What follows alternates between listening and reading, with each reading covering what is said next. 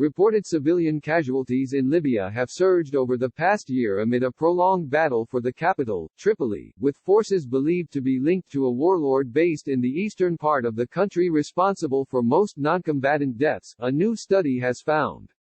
The analysis by the New America Foundation and Air Wars, which tracks allegations of civilian deaths, showed that forces associated with military leader Khalifa Haftar were believed to be responsible for the majority of reported casualties. Airstrikes and civilian deaths have increased dramatically since Haftar's so-called Libyan National Army launched an operation to take Tripoli in April 2019 from the UN-backed Government of National Accord (GNA). According to Air Wars, at least 429 of the estimated minimum of 727 civilian deaths since 2012, or about 60%, are believed to have taken place since the offensive began. Air Wars assigned responsibility to Haftar's group or affiliated forces for at least 270 of the deaths since the start of the Tripoli battle, while saying the GNA and affiliated forces were believed to be responsible for 95.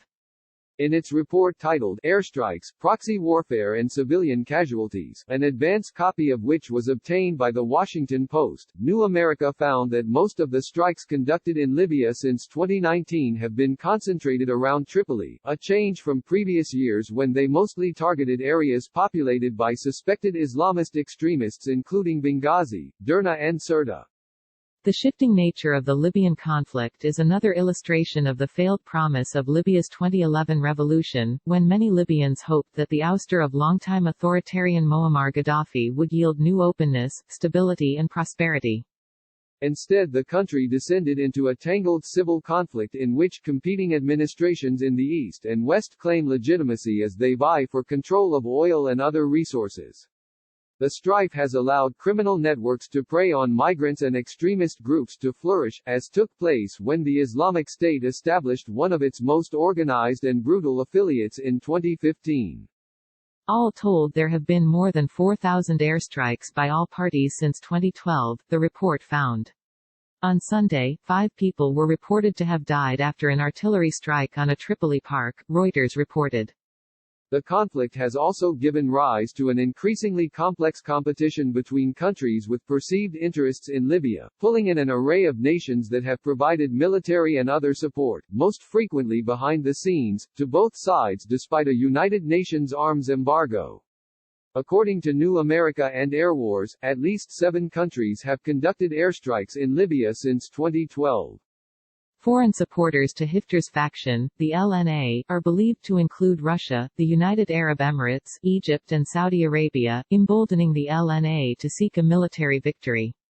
Haftar's ability to attract foreign backing has amplified the LNA's military capabilities, the report said.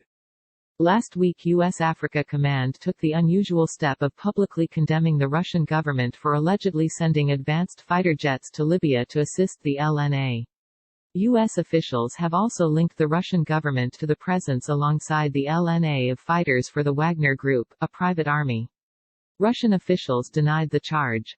Foreign support to the UN-backed government, the GNA, meanwhile is believed to have increased this year as Turkey has begun to openly provide fighters and aid in an attempt to stave off an LNA capture of Tripoli.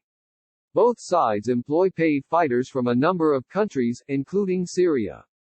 In another example of the murky nature of the war, The Washington Post last year reported that a U.S. Air Force veteran apparently working as a contractor for the GNA was captured by the LNA and held for 6 weeks in 2019 before being released.